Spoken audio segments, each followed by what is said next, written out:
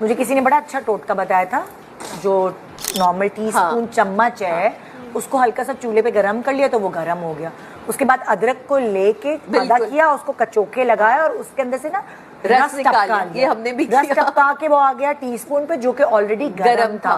उसके अंदर जरा सी काली मिर्च, जरा सा शहद मिलाया और वो बिल्कुल जो छोटा बच्चा इन्फेंट उसको हमने पिला दिया। तो उससे वो खांसता था, 3 वॉमिट में सारी निकल जाती थी। बाहर।